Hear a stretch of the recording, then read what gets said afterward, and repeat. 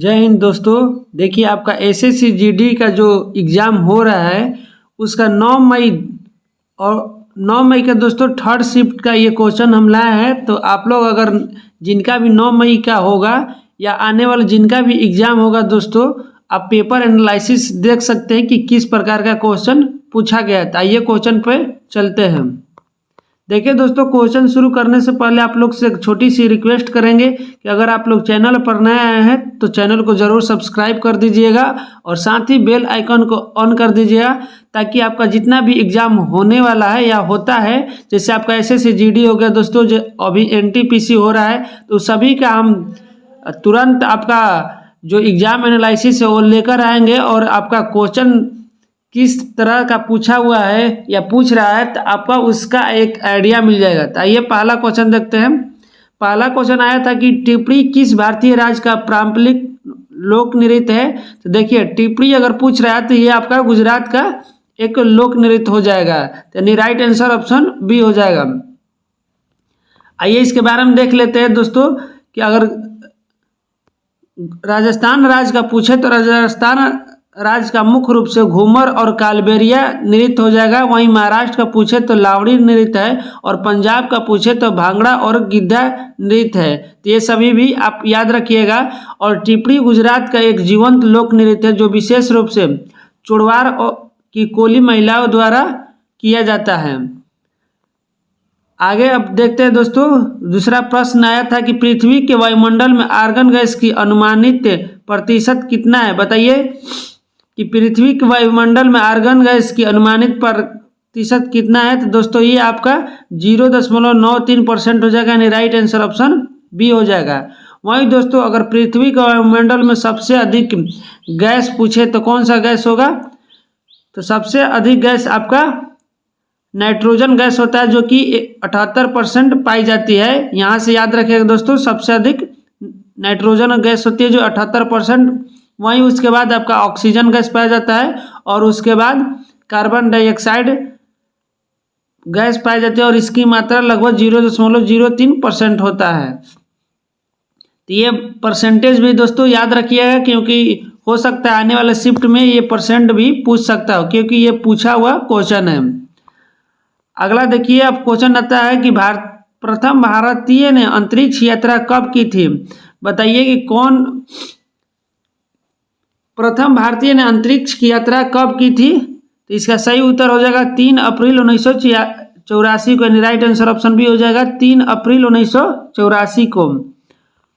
देखिए अगर दोस्तों पूछे कि किसने किया था, तो ये आपका विंग कमांडर राकेश शर्मा के द्वारा सोवियत रॉकेट सोयुज T11 से अंतरिक्ष में गए थे। तो ये भी याद रखिएगा दोस्तों कि प्रथम भारतीय आपका राकेश शर्मा हो जाएगा। और वहीं अगर वायुयान का नाम पूछे यानी सोयुज T11 हो जाएगा। और दोस्तों अगर आपका महिला नाम पूछे तो कल्पना चावला हो जाएगा, जिनका विमान दुर्घटना में मृत्यु हो गया था। वहीं ये देखिए आपका कि भारत का पहला उपग्रह यानी सैटेलाइट कौन सा था। तो ये आपका आर्यभट्ट नामक सैटेलाइट था और इसे 19 अप्रैल 1975 को छोड़ा गया था। उसके बाद दोस्तों 19 नवंबर 1997 को कल्पना चावला ने अपने पहले अंतरिक्ष मिशन की शुरुआत की थी और यह भारतीय मूल की पहली महिला थी। और 22 अक्टूबर 2008 को इस दिन भारत ने अपना पहला चंद्रमा मिशन चंद्रयान प्रथम लॉन्च किया था। तो दोस्तों आपका एकक विकल्प का हम पूर्ण एनालिसिस इस वीडियो में बता रहे हैं, कि हो सकता है आने वाले एग्जाम में कोई विकल्प से ही कोई क्वेश्चन उठा के पूछ सकता हो। तो आप लोग ज़रूर वीडियो के लास्ट तक बने रहिएगा और वीडियो अच्छी लगी तो एक लाइक ज़रूर कर दे दोस्तों। अगला क्वेश्चन आया था कि अकबर का भू राजस्व मंत्री कौन था। बताइए कि अकबर का भू राजस्व मंत्री कौन था। तो ये आपका दोस्तों राजा टोडरमल हो जाएगा, यानी राइट आंसर ऑप्शन बी हो जाएगा राजा टोडरमल। देखिए राजा टोडरमल अकबर के दीवान ए अशरफ, जिसे वित्त या राजस्व मंत्री भी कहते थे, और 1580 में 10 साला प्रणाली विकसित की जो 10 वर्षों की फसलों की औसत उत्पादन पर आधारित थी। और अकबर को दोस्तों शेर शाह सूरी के प्रशासनिक अनुभवों के आधार पर तैयार किया गया था, तो ये भी याद रखिएगा। अब अगला क्वेश्चन देखिए कि प्रसिद्ध रथ यात्रा उत्सव मुख्य रूप से भारत के किस राज्य में मनाया जाता है। तो दोस्तों आप लोग जानते होंगे कि प्रसिद्ध रथ यात्रा उत्सव आपको उड़ीसा के पुरी राज्य में मनाया जाता है, यानी ऑप्शन बी इसका सही उत्तर हो जाएगा। और ये भगवान जगन्नाथ को समर्पित है। वहीं दोस्तों अगर बनारसी पूछे तो बनारसी गंगा आरती और देव दीपावली के लिए प्रसिद्ध है। द्वारका आपका भगवान कृष्ण के नगरी के लिए प्रसिद्ध है। और तिरुपति भगवान वेंकटेश्वर के मंदिर के लिए प्रसिद्ध है। देखिए अगला क्वेश्चन आया था कि प्रकाश वर्ष किसका मात्रक है। तो प्रकाश वर्ष दोस्तों आपका दूरी का मात्रक हो जाएगा। और एक प्रकाश वर्ष में आपका 9.46 × 10⁻12 किलोमीटर होता है। ये भी याद रखिएगा क्योंकि दोस्तों ये पूछा हुआ क्वेश्चन है। और वहीं दोस्तों प्रकाश निर्वात में सबसे अधिक दूरी तय करता है और यह प्रकाश द्वारा निर्वात में तय की गई दूरी को आपका एक प्रकाश वर्ष कहा जाता है। अगला क्वेश्चन देखिए विश्व का सबसे बड़ा ग्लेशियर हिमनद कौन सा है। तो दोस्तों विश्व का सबसे बड़ा ग्लेशियर आपका हिमनद लैम्बर्ट ग्लेशियर हो जाएगा, नहीं ऑप्शन बी इसका सही उत्तर हो जाएगा कि विश्व का सबसे बड़ा ग्लेशियर लैम्बर्ट ग्लेशियर है। वहीं दोस्तों सियाचिन ग्लेशियर आपको भारत और तिब्बत के सीमा पर पाया जाता है, जो कि विश्व के सबसे ऊंचा आपका युद्ध का मैदान क्षेत्र हो जाएगा। अगला क्वेश्चन आया था कि जब विद्युत चुंबक में से विद्युत धारा प्रवाहित की जाती है तो यह लोहे के पत्ती को अपनी ओर आकर्षित करता है। यह प्रक्रिया किस प्रभाव पर आधारित है। तो दोस्तों यह प्रक्रिया आपका धारा का चुंबकीय प्रभाव पर आधारित है। राइट आंसर ऑप्शन बी हो जाएगा, क्योंकि कोई भी दोस्तों आपका विद्युत चुंबक में से धारा प्रवाहित करने पर लोहे को अपनी ओर आकर्षित करेगा तो यह चुंबकीय प्रभाव के कारण होगा।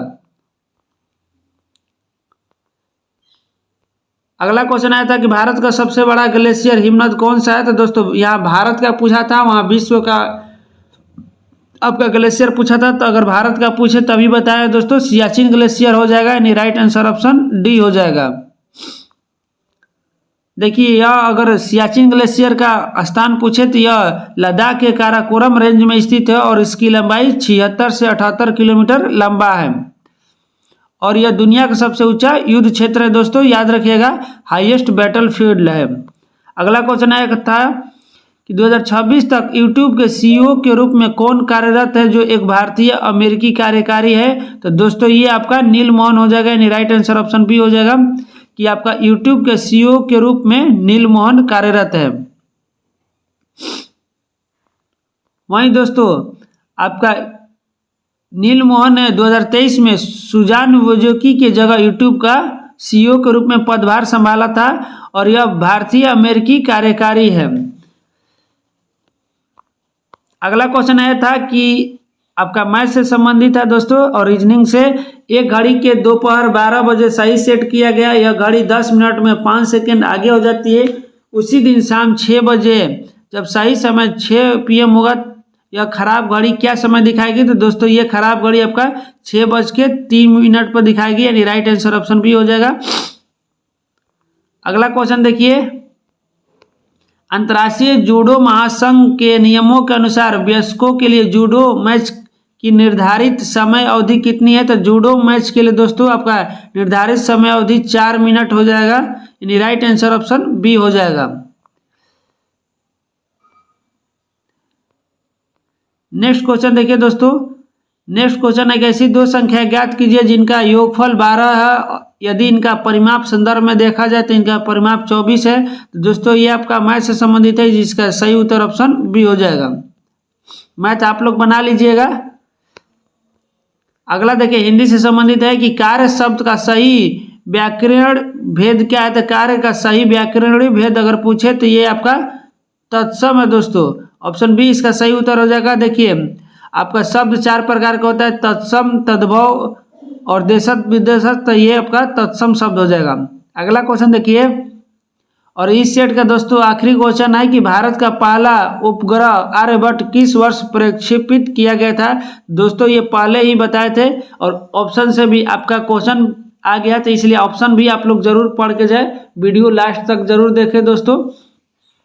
तो भारत का पहला आपका उपग्रह आर्यभट्ट 1975 में छोड़ा गया था, यानी राइट आंसर ऑप्शन बी हो जाएगा 1975। और डेट के साथ पूछे तो ये 19 अप्रैल 1975 को सोवियत संघ के कुपुस्टिन यार से लॉन्च किया गया था।